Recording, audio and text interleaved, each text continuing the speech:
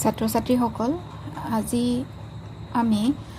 2020 চনত অনুষ্ঠিত হৈ যোৱা মেট্ৰিক পৰীক্ষাৰ সাধাৰণ গণিতৰ যিখন প্ৰশ্ন কাকত সেইখন মই সমাধা কৰিবলৈ ওলাইছোঁ। আজি পাৰ্ট 1টো আমি কৰিম, গতিকে আৰম্ভ কৰোঁ। প্ৰশ্ন কাকতখনত মুঠতে 4টাকৈ ভাষাত দিয়া থাকে, 5টাকৈ ভাষাত দিয়া থাকে।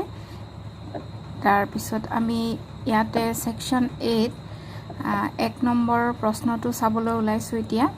আৰু এইকেইটা প্ৰশ্ন 1 নম্বৰকৈ আছে। প্ৰতিটো প্ৰশ্নত 1ৰ পৰা 12লৈকে প্ৰশ্ন আছে আৰু সেই 12টা প্ৰশ্নত প্ৰতিটোতে 1 নম্বৰকৈ আছে। গতিকে এতিয়া প্ৰথম প্ৰশ্নটো হৈছে তলৰ কোনটো সংখ্যা অপৰিমেয়। ইয়াতে 4টা অপশ্যন দিয়া আছে। এইটো আছে 0.142857 142857 এনেকৈ কৈ দিয়া আছে, আৰু B2 22/7, C2 পাই আৰু D2 √4/11। এতিয়া আমি প্ৰথমটো দেখিছোঁ 0.142857। এই গোটেইকেইটা সংখ্যা ক্ৰমান্বয়ে আকৌ বাৰে বাৰে আহিছে, গতিকে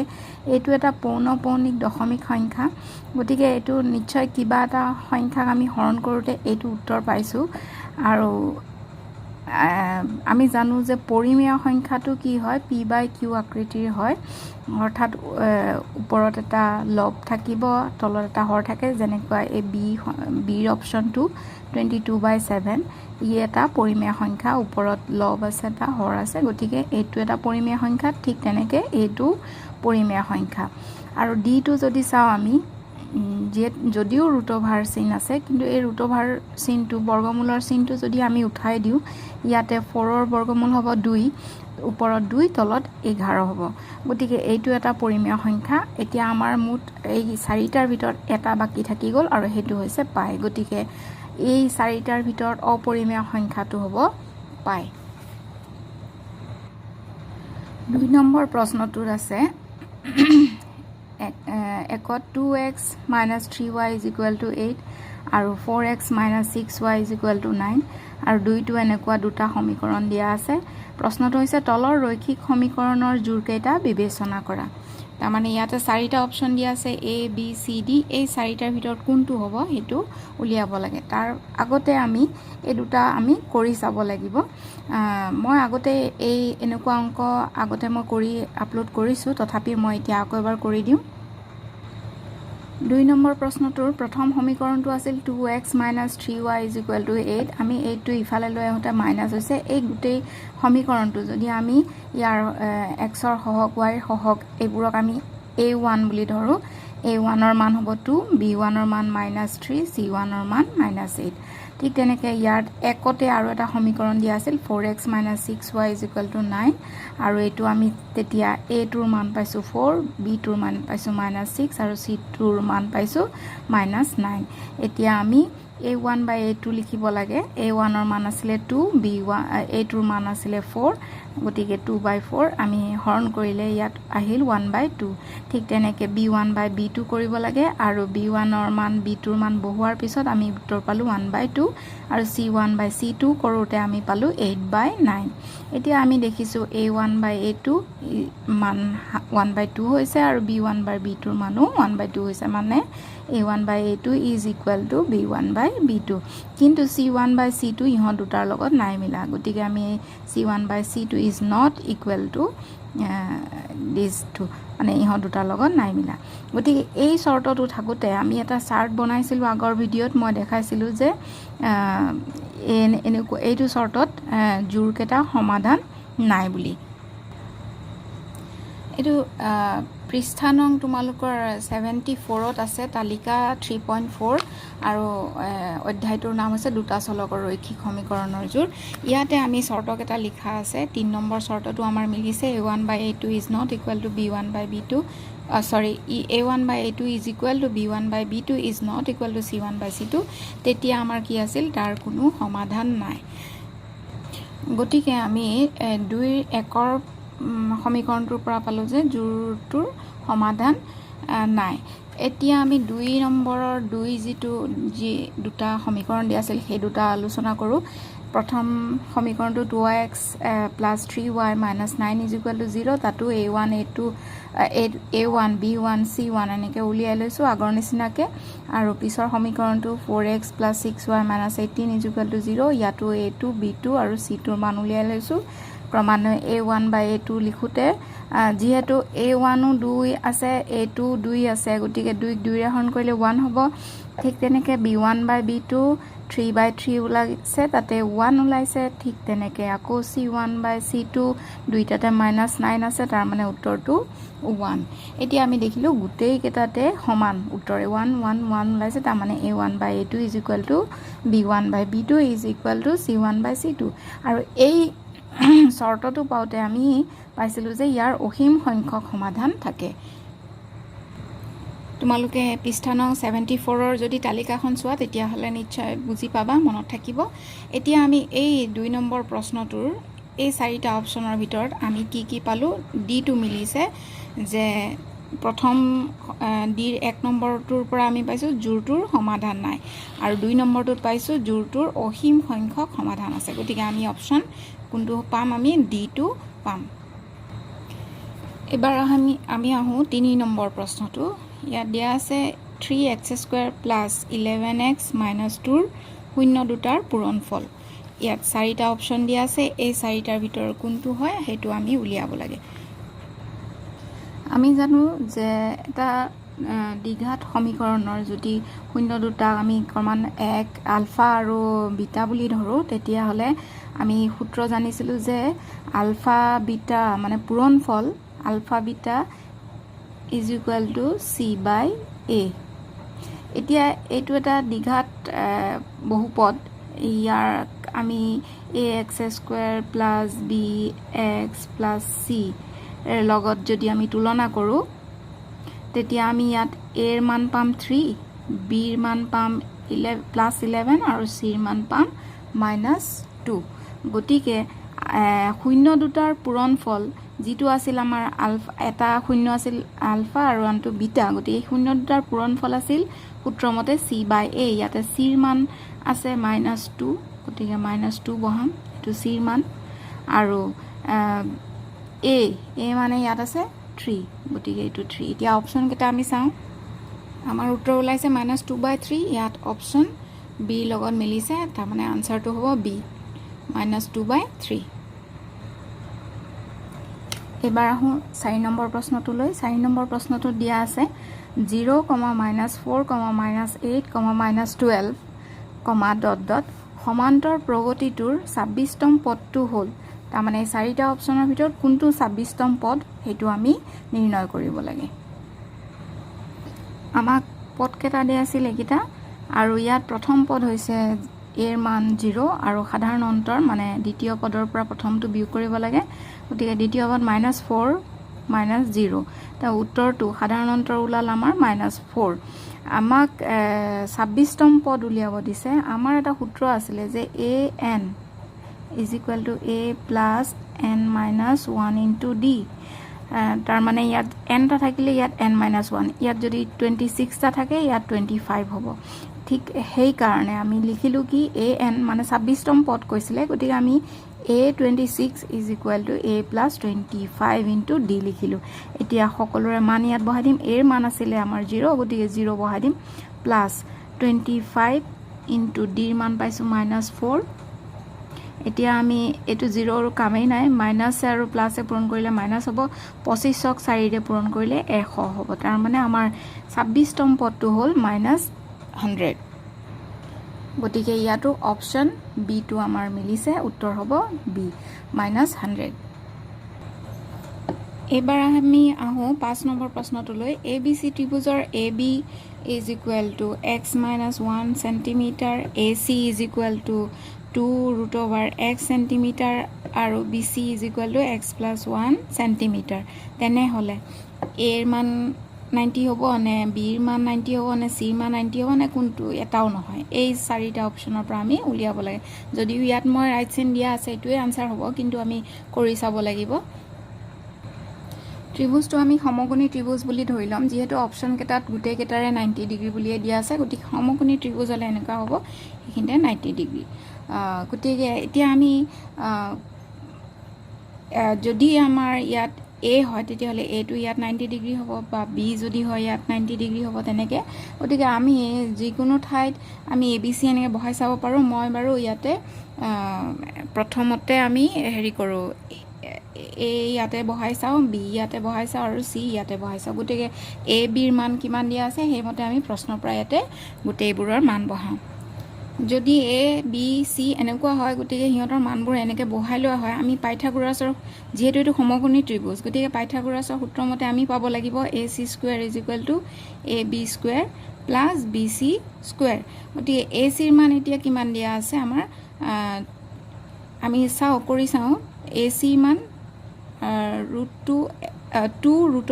গতিকে ইয়াৰ স্কয়াৰ কৰিলে আমাৰ উত্তৰ হ'ব 4x আৰু এই দুটা আমি কৰি চাম 4x ওলাই নে নাই যদি ওলাই তেতিয়াহ'লে B টো 90 ডিগ্ৰী হ'ব কিন্তু আমি কৰি চাওঁ AB স্কয়াৰ + BC স্কয়াৰ এই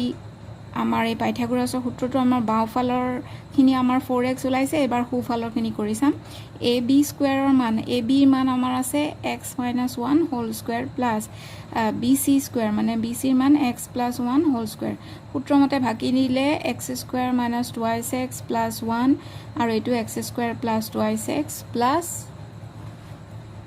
1 এতিয়া আমাৰ -2x + 2x কাটি যাব ইয়াত থাকিল কি 2x স্কয়াৰ + 2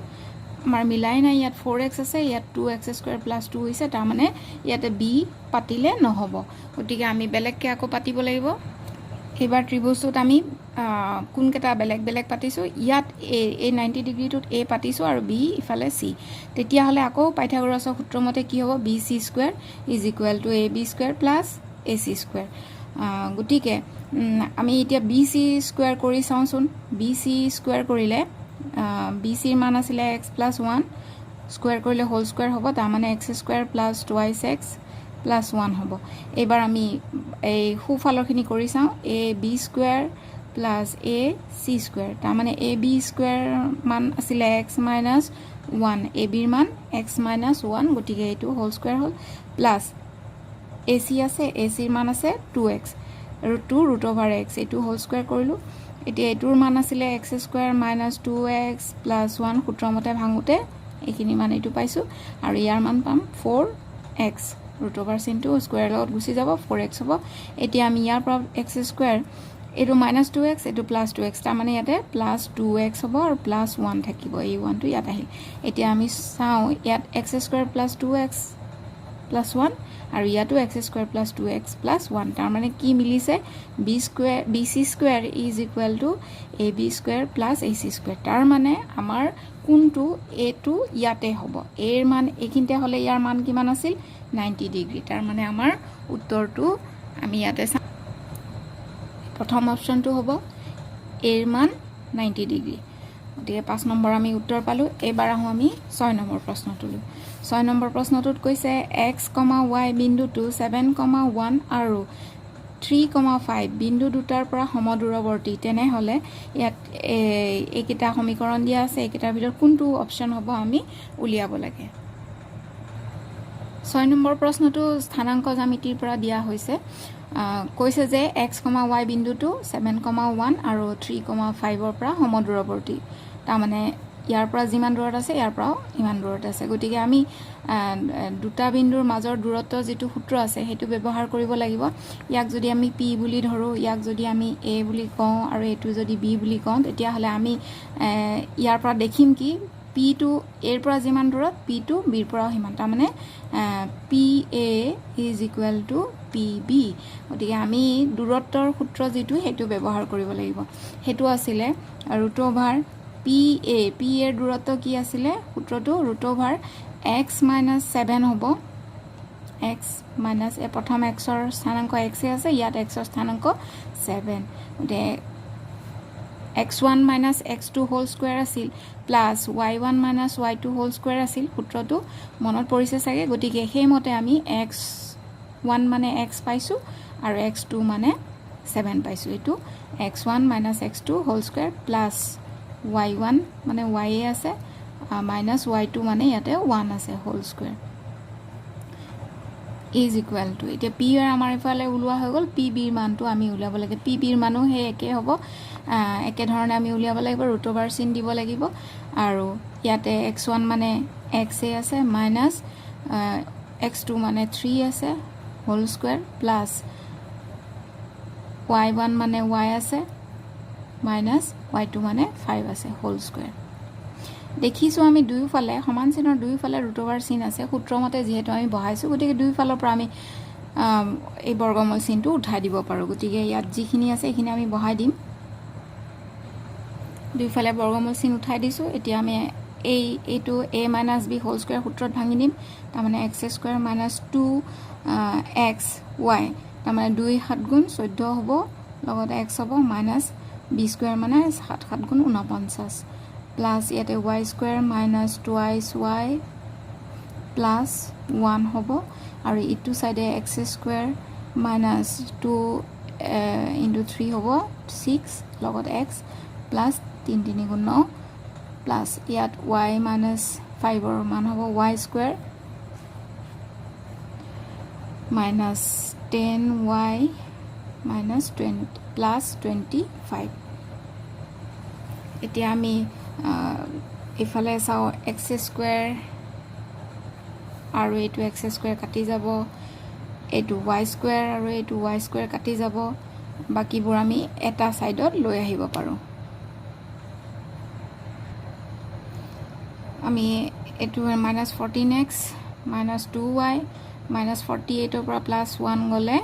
মাইনাছ 48 হ'ব আৰু এইখিনি আমি ইফালে লৈ আহিছোঁ মাইনাছ 6x আছিল সমান চিনৰ বাও সাইডে আহোঁতে প্লাছ 6x হ'ল আৰু এইটো minus 10y two plus 10y হ'ল আৰু ইফালে 9 প্লাছ 25 মানে 34 আছিল ইফালে লৈ আহোঁতে সমান চিনৰ বাও সাইডে মাইনাছ 34 হ'ল এতিয়া প্লাছ মাইনাছ কৰিলে হ'ল মাইনাছ 14x আৰু এইটো আছে প্লাছ 6 তাৰ মানে ইয়াৰ পৰা এইটো গ'লে কি হ'ব minus 8x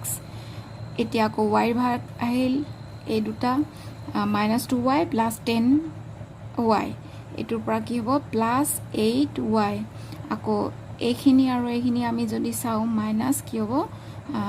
12 to 7 8 is equal two 0 এইখিনিতে আমাৰ এটা ভুল হৈ গৈছে তোমালোকে চোৱা এইটো x মাইনাছ 7 হোল স্কুৱেৰ থাকোঁতে এইটো মাইনাছ এইখিনিতে হ'ব কিন্তু এইটো প্লাছ হ'ব লাগিছিল গতিকে এই দুটা আমাৰ মিলাই পেলাই এইখিনিতে হ'ব লাগিছিল 50 তো এইটো ঠিকে আছে 50 ৰ পৰা 34 মাইনাছ কৰিলে হ'ব ইয়াত প্লাছ 16 এতিয়া আমাৰ গোটেইকেইটা 8ৰে হৰণ গৈ আছে ইয়াত আহিব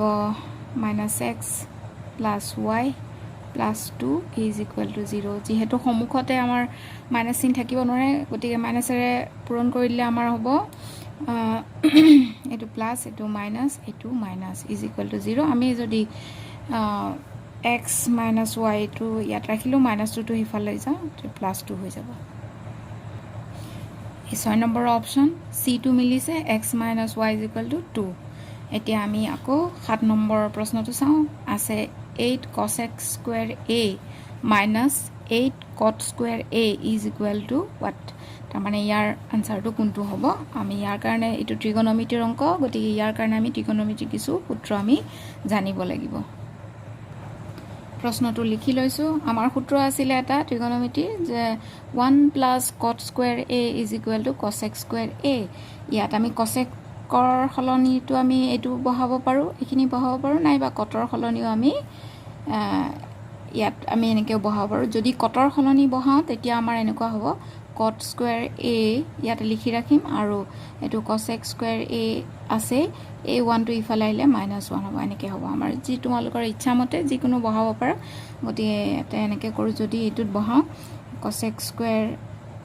a -8 কটৰ হলনি আমি যদি বহাও এটো কটৰ হলনি আমি কি বহাম cos x square a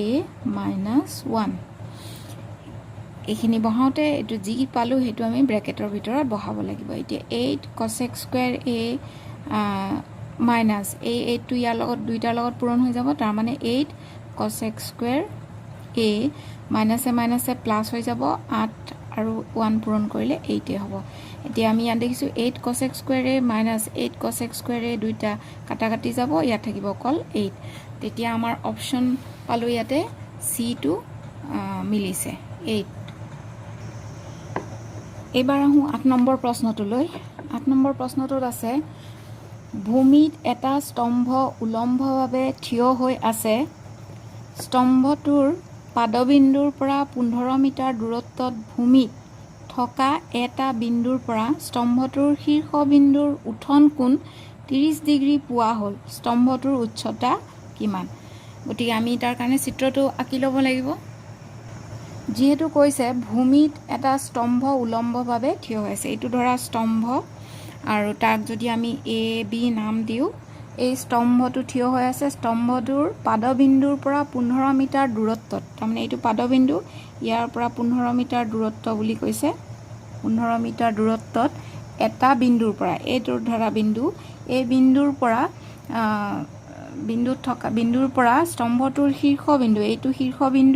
শীৰ্ষবিন্দুলৈ উঠন কোণ, ওপৰলৈ গ'লে আমাৰ উঠন কোণ পাওঁ। গতিকে উঠন কোণ এইখিনিতে কোণটোৰ মান আছে 30 ডিগ্ৰী প্ৰশ্নত, এইখিনিতে আমি চি বুলি ধৰি ল'লোঁ। গতিকে এতিয়া স্তম্ভটোৰ উচ্চতা, তাৰমানে এইখিনিৰ মান কিমান হ'ব এইটো আমি উলিয়াব লাগে।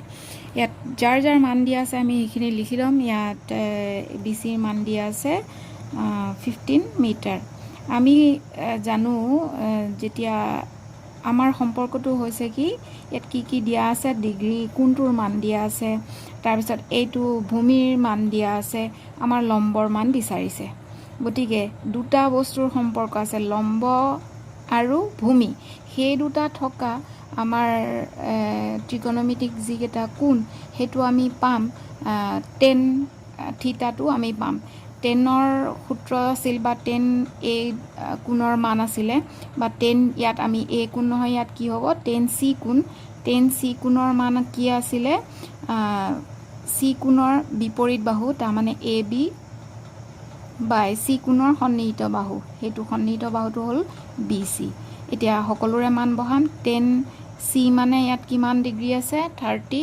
ডিগ্ৰী, আৰু এ বিৰ মান দিয়াই নাই, আমি উলিয়াব লাগিব, আৰু বি চিৰ মান দিয়া আছে 15 মিটাৰ। 1030 মানে 1/√3 তালিকাখনত আছে, আৰু এইটো এ বি বাই 15 মিটাৰ থাকিবই। এতিয়া আমি এ বিটো ইটো চাইডে ৰাখিম আৰু ইয়াতে 15টো লৈ আহিম, ইয়াতে √3 আহিলে, ইয়াতে এ বি আহিলে। এতিয়া চাবা 15টোক আমি 5 × 3 লিখিব পাৰোঁ। 3টোক আকৌ √3 × √3, দুটা √3, √3 দুটা যদি পূৰণ কৰোঁ সেইটো 3 হ'ব, আৰু 3 আৰু 5 পূৰণ কৰিলে 15 হ'ব। গতিকে এই 15ৰ সলনি আমি √3 দুটা × 5 লিখিছোঁ, আৰু তলত কিমান আছে, √3 আছে, আৰু এইটো এ বি। তাৰমানে এই এটা √3 আৰু এটা √3 কাটি গ'ল, ইয়াত উত্তৰটো এ বিৰ মান কিমান থাকিল, 5√3। 5√3 মিটাৰ যিহেতু দিয়াত আছিল, গতিকে মিটাৰ, এইটো হ'ল স্তম্ভটোৰ উচ্চতা 5√3 মিটাৰ। আমি অপশ্যন এটোতে পাইছোঁ 5√3 মিটাৰ, গতিকে এইটো হ'ব উত্তৰ। এতিয়া আহোঁ 9 নম্বৰ প্ৰশ্নটোলৈ। তলৰ কোনটো উক্তি শুদ্ধ? এইটো আছে সকলোবোৰ বৃত্তই সৰ্বসম। সকলো বৃত্ত সৰ্বসম নহয়, কিহৰ কাৰণে, কাৰোবাৰ কোনোবাটো বৃত্তৰ ব্যাসাৰ্ধ কম থাকিব পাৰে, কোনোবাটোৰ বেছি থাকিব, গতিকে সকলো বৃত্তই সৰ্বসম নহয়। আৰু সকলোবোৰ সমদ্বিবাহু ত্ৰিভুজে সদৃশ বুলি কৈছে, নহয়। আৰু বিটো আছে সকলোবোৰ বৰ্গই সদৃশ হয়। আমি সৰু বৰ্গ এটা আঁকিব পাৰোঁ, ডাঙৰ বৰ্গ এটা আঁকিব পাৰোঁ, কিন্তু সিহঁতক দেখাত একেবাৰে একে। গতিকে এইটো অপশ্যন আমাৰ শুদ্ধ হ'ব। সকলোবোৰ আয়তে সৰ্বসম সেইটো নহয়, আয়ত এটা সৰু হ'বও পাৰে, ডাঙৰ হ'ব পাৰে। সৰ্বসমটো বেলেগ আৰু সদৃশটো বেলেগ। সদৃশটো হ'ল আকৃতিটো দেখাত একে, গতিকে ইয়াৰ অপশ্যন হ'ল বি। গতিকে আমি এইটো শুদ্ধ উত্তৰ পালোঁ। এতিয়া আহোঁ 10 নম্বৰ প্ৰশ্নটোলৈ। বৃত্তৰ কেন্দ্ৰত কোনটোৰ ডিগ্ৰী মাপ থিতা? বৃত্তকলাটোৰ এটা চাপৰ দৈৰ্ঘ্য, এইটো এটা সূত্ৰ উঠাই দিছে, ডাইৰেক্ট সূত্ৰ হয়। সূত্ৰটো আছিল বৃত্তকলাটোৰ চাপৰ দৈৰ্ঘ্য হ'ব θ/360 ডিগ্ৰী × 2πr। এতিয়া আমি এই সূত্ৰটো আমি তলৰ কোনটো লগত মিলে সেইটো চাম গতিকে ইয়াত 360 ডিগ্ৰী আছে এইটো আছে কিন্তু ইয়াত থিটা পাই আৰ আছে ইয়াত ওপৰত 2 থাকিব লাগিছিল নাই গতিকে এইটো নহ'ব তাৰপিছত ইয়াতে এইটো 270 ডিগ্ৰী আছে তলত এইটো নহ'ব আৰু ইয়াতে আছে থিটা পাই আৰ বাই 90 ডিগ্ৰী এইটো নহ'ব আমাৰ অপশ্যন হ'ব বি2 কেনেকৈ হ'ব তোমালোকে মই ইয়াত সূত্ৰটো যিহেতু লিখিয়ে থৈছোঁ এইটো চোৱা তোমালোকে থিটা বাই 360 ডিগ্ৰী ইনটু 2 পাই আৰ এই 2টোৰে যদি আমি 360 ডিগ্ৰী কাটো তেতিয়া আমি উত্তৰটো তলত পাম 180 ডিগ্ৰী আৰু ওপৰত থাকিব থিটা পাই আৰ আৰু সেইটো মিলিছে থিটা পাই আৰ তলত 180 ডিগ্ৰী এইটো মিলিছে অপশ্যন বিৰ লগত গতিকে 10 নম্বৰ প্ৰশ্নটোৰ অপশ্যন হ'ল শুদ্ধ অপশ্যন বি এতিয়া আমি আহোঁ 11 নম্বৰ প্ৰশ্নটোলৈ প্ৰশ্নটো আছে প্ৰত্যেকৰ আয়তন 64 চেণ্টিমিটাৰ কিউব বিশিষ্ট দুটা ঘনক মূৰে মূৰে সংযোগ কৰা হ'ল চৌপলটোৰ পৃষ্ঠকালি হ'ল ইয়াত কিন্তু আয়তন দিয়া আছে আৰু ঘনক দিয়া আছে ঘনকৰ আয়তনৰ মান দিয়া আছে কিন্তু আমাক সুধিছে চৌপলৰ পৃষ্ঠকালি যিহেতু ইয়াত প্ৰশ্নটোত দুটা ঘনক মূৰে মূৰে লগাই দিব দিছে তেতিয়া ঘনক দুটা লগাই দিলে সি আয়তীয় ঘনক হৈ পৰিব আৰু আয়তীয় ঘনকক আমি চৌপল বুলিও ক'ব পাৰোঁ গতিকে তাৰ পৃষ্ঠকালি এতিয়া আমি উলিয়াব লাগে প্ৰশ্নটোত ঘনকৰ আয়তন দিয়া আছিল 64 চেণ্টিমিটাৰ কিউব এইটো ঘনক বুলি ধৰি দিছোঁ আৰু ইয়াত আয়তনটো দিয়া আছে ইমান গতিকে আমি এ কিউব আমি জানো ঘনকৰ আয়তনৰ সূত্ৰ এ কিউব গতিকে এ কিউব ইজুৱেল টু ইয়াত আমি 4 কিউব লিখিব পাৰোঁ চেণ্টিমিটাৰ কিউব তাৰমানে চব ফালৰ পৰা যদি কিউব উল্টাই দিওঁ আমি এৰ মান পাম 4 চেণ্টিমিটাৰ তাৰমানে এই ঘনকটোৰ প্ৰত্যেকৰে মান 4 চেণ্টিমিটাৰ প্ৰত্যেকটো বাহুৰ মান 4 চেণ্টিমিটাৰ এতিয়া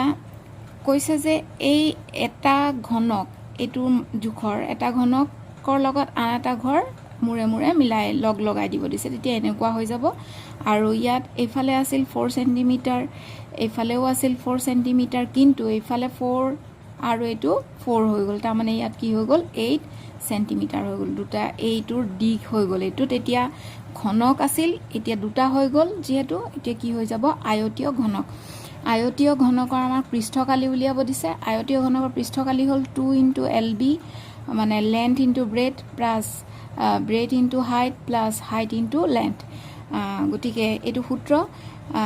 আমি এই সূত্ৰমতে আমি ইয়াৰ পৰা মানবোৰ বহুৱাম 2 ইনটু L মানে এই লেন্থটো পাইছোঁ আমি ইয়াত কিমান 4 আৰু 4 কিমান হৈ গ'ল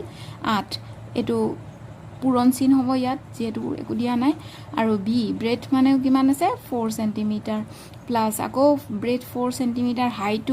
হাইটটো কিমান হ'ল আকৌ 4 চেণ্টিমিটাৰে হ'ল প্লাছ হাইটটো আকৌ 4 চেণ্টিমিটাৰ ইনটু লেন্থটো এইফালেও কিব 8 চেণ্টিমিটাৰ হ'ব গতিকে এইটো 8 চেণ্টিমিটাৰ লিখিম গতিকে এতিয়া 2 ভিতৰত হ'ব 8 4 গুণ 32 প্লাছ 16 প্লাছ 32 গোটেইখিনি যোগ কৰিম পূৰণ চিন দিম ইয়াত গোটেইখিনি যোগ কৰোঁতে 80 চেণ্টিমিটাৰ হৈছে আৰু যেতিয়া আমি ইয়াক পূৰণ কৰিম 160 চেণ্টিমিটাৰ স্কুৱেৰ হ'ব দুটা যিহেতু আমাৰ পূৰণ হৈছে চেণ্টিমিটাৰ পৃষ্ঠকালি ওলাওঁতে আমাৰ সদায় এককটো বৰ্গত উলিয়াব আৰু যদি আয়তন হয় তেতিয়া আমাৰ কিউবত থাকে ঘনকত গতিকে 11 নম্বৰ প্ৰশ্নটোৰ আমাৰ অপশ্যন ডি লগত উত্তৰটো মিলিছে এবাৰ আহোঁ আমি 12 নম্বৰ আৰু 1 নম্বৰীয়া প্ৰশ্নৰ শেষৰ প্ৰশ্নটো সেইটো হৈছে এটা পৰীক্ষাৰ সকলো প্ৰাথমিক ঘটনাৰ সম্ভাৱিতাৰ সমষ্টি হ'ল সম্ভাৱিতাৰ ক্ষেত্ৰত আমি জানো যে সম্ভাৱিতাৰ মান সদায় 0ৰ সমান বা 0তকৈ বেছি আৰু 1ৰ সমান বা 1তকৈ কম হয় এইটো আমাৰ সূত্ৰ আৰু যিমানবোৰে সম্ভাৱিতা নাথাকক সিহঁতৰ যোগফল সদায় 1 হ'ব যোগফলবোৰ সদায় প্ৰাথমিক ঘটনাৰ সম্ভাৱিতাৰ সমষ্টি সদায় কিমান হয় 1 গতিকে এইকেইটা আমি চাবই নালাগে ইয়াৰ অপশ্যন আমি পালোঁ 1 এইটো আমি সূত্ৰই পাই থৈছোঁ যে এটা পৰীক্ষাৰ সকলো প্ৰাথমিক ঘটনাৰ সম্ভাৱিতাৰ সমষ্টি হ'ল 1 এই দুটা আমাৰ সূত্ৰ এইটো এটা আৰু এইটো এটা এইবোৰ জানিবলগীয়া কথা গতিকে আজিলৈ এইখিনিতে সামৰিছোঁ আৰু ইয়াৰ পিছত আমি নেক্সট 13 14 এনেকৈ কৰি যাম তোমালোকে নিশ্চয় এইবোৰ ঘৰত কৰিবা আৰু কিবা বুজি নাপালে নিশ্চয় কমেণ্ট কৰিবা